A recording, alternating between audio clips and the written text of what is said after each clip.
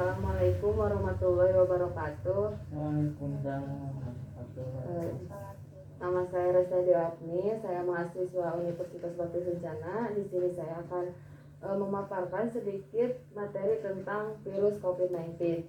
Nah, virus COVID-19 itu sebenarnya merupakan penyebab umum gangguan pernapasan seperti pilek dan infeksi saluran pernapasan. Virus COVID sendiri terdiri dari berbagai jenis seperti SARS-CoV yang menyebabkan Severe Acute Respiratory Syndrome, yaitu SARS, dan MERS-CoV yang menyebabkan Middle East Respiratory Syndrome (MERS). Beberapa tahun yang lalu, kedua penyakit ini juga sempat menjadi wabah yang menyerang banyak orang. Nah, di sini ada tanda dan gejala virus COVID-19, yaitu ada kasus penderita yang positif terinfeksi virus COVID-19. Ada berbagai gejala yang terjadi. Beberapa orang dilaporkan hanya mengalami gejala awal yang ringan atau bahkan tidak merasakan gejala berarti. Namun, pada kasus lainnya ada penderita yang dilaporkan mengalami gejala sangat parah. Gejala yang ditimbul pada infeksi novel COVID virus 19 antara lain yaitu ada demam, batuk, sesak napas, mual, muntah, dan diare. Gejala bisa reda dalam beberapa hari, tapi dapat juga berkembang menjadi parah, terutama pada anak-anak, lansia, dan individu dengan sistem imun yang lemah. Pada kelompok individu yang rentan tersebut, gejala bisa berkembang menjadi bronkitis atau pneumonia. Saat ini, para ahli meyakini bahwa gejala infeksi virus COVID-19 jenis ini bisa muncul 2-14 hari sejak infeksi pertama kali terjadi. Masa antara awal infeksi dengan munculnya gejala dinamakan masa inkubasi.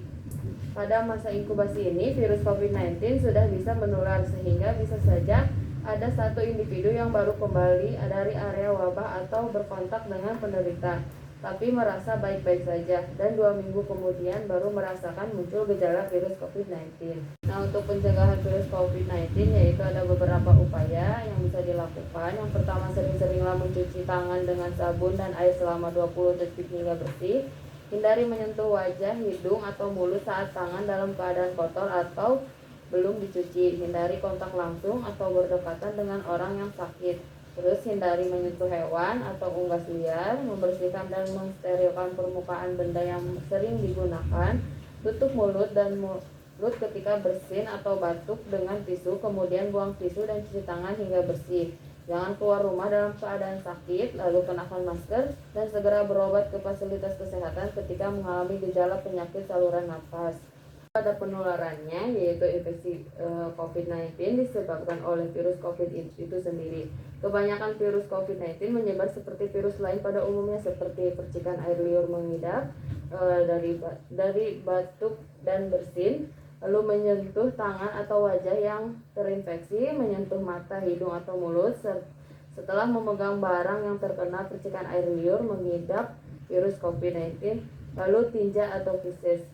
Nah, lalu bagaimana pengobatannya? Yaitu tak ada perawatan khusus untuk mengatasi infeksi virus COVID-19. Umumnya, pengidap akan pulih dengan sendirinya, namun ada beberapa upaya yang bisa dilakukan untuk meredakan gejala infeksi virus COVID, yaitu contohnya minum obat yang dijual bebas untuk mengurangi rasa sakit, demam, dan batuk. Namun jangan berikan aspirin pada anak-anak. Selain itu, jangan berikan obat batuk pada anak di bawah 4 tahun.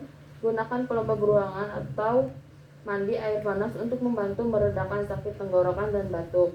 Lalu perbanyak istirahat, perbanyak asupan cairan tubuh. Jika merasa khawatir dengan gejala yang dialami, segeralah hubungi penyedia layanan kesehatan terdekat.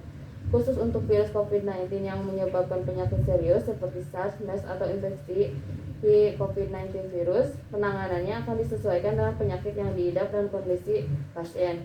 Bila pasien mengidap infeksi COVID-19, dokter akan merujuk ke RS rujukan yang telah ditunjuk oleh Dinkes setempat.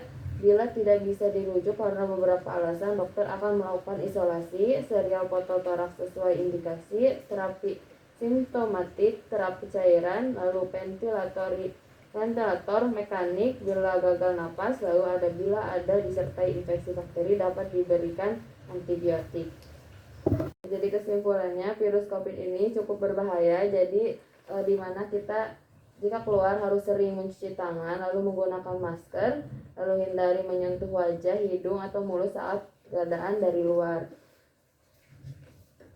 Mungkin sekian dari saya. Bila ada kurangnya mohon maaf. Wassalamualaikum warahmatullahi wabarakatuh. Waalaikumsalam.